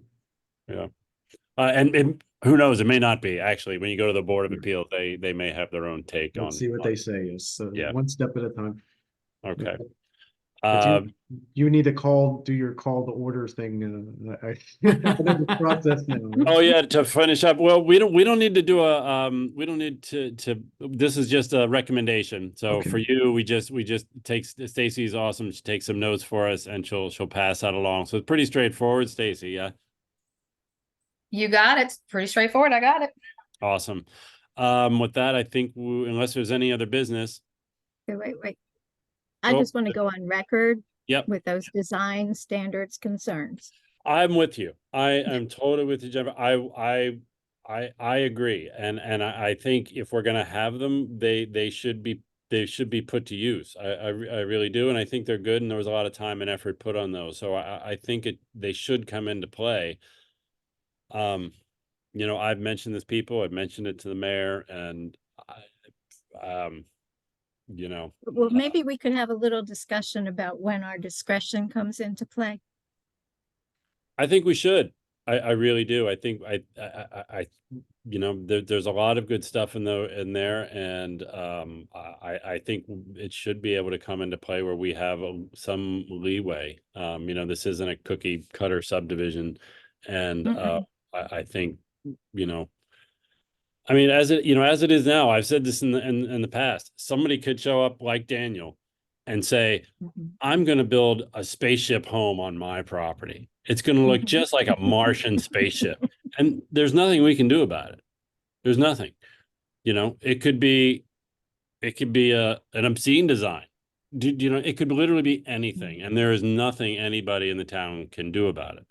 There's nothing we can do. It could be a old lady in the shoe, and build that house. So I think having some leeway on design would be good. We've come across people building last year the split level house on a 50-foot wide lot. That killed me to have to approve that. You know what I mean? It was not an attractive house. And it pushed the boundaries on a 50-foot wide lot. I was cringing having to approve that, but that's our hands are tied. So I think it's worth a discussion on our end on what powers we have and those guidelines, standards. I can ask the attorney those things as well. It'd be helpful because they're constantly confusing, and just to get some clarity on that would be really helpful. Well, especially since they're mentioned in the comprehensive plan. Yeah. I agree. Now's the time. Good comment. Yeah, I did want to. Yeah. I had one to thank the applicant. That's a good. We got some things to work with. It was a good design package. I appreciate. We could jump right into the real dimensioning challenges on a small lot because they went ahead and drew it all the way out. So I appreciate the effort on that. Right. Agreed. I'll let my architect know. She was wonderful. Great. Would someone like to make a motion to close? I'll make a motion to close. Second. All in favor? Aye. Great. December 19th meeting of the North Beach Planning Commission has come to a close. Good Happy night. holidays, everyone. Happy holidays. Merry Christmas. Happy Happy holidays, Merry holidays. Christmas, Happy New Year if we don't chat. Good night. Okay. Okay. Good night. everyone. Good night.